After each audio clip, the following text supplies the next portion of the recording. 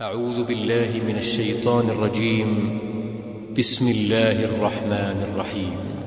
السلام علیکم ورحمۃ اللہ وبرکاتہ. الحمد للہ وقفا وسلام علی عباده الذین اصطفى. اما بعد فاعوذ باللہ من الشیطان الرجیم. بسم اللہ الرحمن الرحیم. کل نفس ذائقۃ الموت. صدق اللہ العلی العظیم.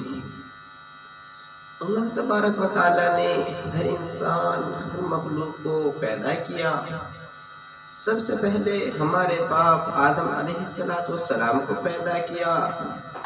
اس کے بعد اسی طریقے سے یہ سلسلہ چلتا چلاتا نبوت کا نبی علیہ السلام پر ختم ہو گیا. اس کے بعد ہم جیسے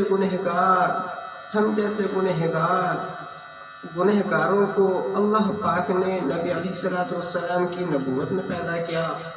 یعنی جب نبی علیہ السلام کی اس مبارک ہستی کے اندر پیدا کیا، یہ سلسلہ آخری سلسلہ نبی علیہ السلام پر مکمل ہوا. اور اس کے بعد صحابہ کرام آئے، تابعین آئے، تابعین آئے، ولی اللہ آئے، اور علماء کرام بھی اس امت کے اندر اللہ پیدا کیے. اللہ تبارک و تعالیٰ نے ہمیں کلام اللہ دی تاکہ ہم دین کو سمجھ سکیں. اللہ تبارک و تعالیٰ نے ہمارے اندر وہ شعور پیدا کیا کہ میرے بندو، تم اس کلام اللہ کو پڑھ کر مجھے جان سکو، اللہ کے رسول کو جان سکو. اللہ تبارک و تعالیٰ نے ایک آیت کل نفس ذائقۃ الموت، یہ بھی کلام اللہ کے اندر پیدا کی. اللہ تبارک و تعالیٰ اس آیت کے اندر فرما رہے ہیں کہ ہر انسان کو موت کا ذائقہ چکھنا پڑے گا، ہر شخص کو یہاں سے جانا پڑے گا. کل من علیہا فان ویبقى وجہ ربک ذو الجلال والاکرام. ہر چیز کو فنا ہونا ہے، آپ کو بھی فنا ہونا ہے، مجھے بھی فنا ہونا ہے. دنیا کا ذرہ ذرہ یہاں سے ہٹے گا، پہاڑ بھی ہٹیں گے، اور جو انسان بڑی گاڑیوں میں گھوم رہے ہیں یا بڑے گھر بنا رہے ہیں یا ان میں رہ رہے ہیں، ان کو بھی فنا ہونا ہے.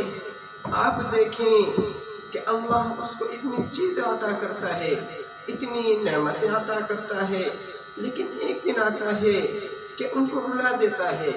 جب اس کے گھر سے کوئی دنیا سے رحلت فرما چکا ہوتا ہے تو وہ سب روتے ہیں اور سوچتے ہیں کہ اب اس گھر کا کیا ہوگا، کون اسے سنبھالے گا. اب آپ ہی جانیے، آپ ہی دیکھیں کہ جب وہ روتے ہیں تو ہمیں بھی کچھ ان سے سیکھ ملنی چاہیے کہ دنیا کے اندر واقعات نے کچھ نہیں رکھا. یہاں جینا ہے تو اللہ تبارک و تعالیٰ کے لیے جیو. ایسی زندگی سے اچھا ہے کہ ہم اللہ تعالیٰ کے لیے جئیں. ہمارے دلوں کے اندر سے یہ چیزیں نکل جائے. اگر دنیا کے اندر ہماری زندگی کے اندر سے یہ چیزیں نکل گئی تو ہم تو ولی اللہ بن جائیں گے. اگر انسان کے اندر سے مالداری نکل جاتی ہے تو غریب ہو جاتا ہے. اگر دنیا نکل جائے تو ولی اللہ بن جائے گا. ہمیں اس پر محنت کرنی ہوگی، اور سب سے بڑا کام ہمیں اپنے دل پر کرنا ہوگا کہ ہمیں اپنے دل کی بھی حفاظت کرنی ہوگی. اللہ تبارک و تعالیٰ نے مجھے اور آپ کو یہ دل عطا کیا تاکہ میرا بندہ دنیا کے اندر جائے. دنیا کے اندر جانے کے بعد اس دل کے اندر صرف مجھے ہی بسائے کہ صرف میں اس دل کے اندر رہوں. لیکن آپ دیکھیے کہ بندہ دنیا کے اندر آتا ہے اور وہ دل کے اندر جانے کتنی چیزوں کو بسا لیتا ہے. اس کے گھر اس کے اندر بس جاتے ہیں، تمام کی تمام چیزیں اس کے اندر سما جاتی ہیں. اس کو چاہیے کہ وہ اس دل کی صفائی کرے تاکہ دنیا کی محبت کو بھی بھلا دے، صرف اللہ تبارک و تعالیٰ کی محبت اپنے دل میں سمائے. اگر ہم یہ کام کر لیں تو ہمارا جنت الفردوس میں جانا آسان ہو جائے گا، قبر کا عذاب ہمیں نہیں چھو سکے گا، پھر تو ہم ولی بن جائیں گے اور اللہ تبارک و تعالیٰ کے سامنے منہ دکھانے کے قابل بھی ہو جائیں گے.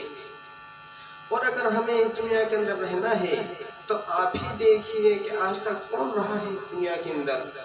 آپ فرعون کو اٹھا کر دیکھیے، فرعون بھی تباہ ہو گیا، نمرود بھی تباہ ہو گیا، قارون بھی تباہ ہو گیا، بڑے سے بڑے سیاستدان، بڑے سے بڑے کمشنر اس دنیا سے چلے گئے، اور جو لا الہ الا اللہ محمد رسول اللہ صلی اللہ علیہ وسلم اس کلمے پر اس کو موت نہ آئے یا یہ کلمہ اس کو نصیب نہ ہو، تو اس کا حشر آپ جانتے ہی ہیں کیا ہونے والا ہے۔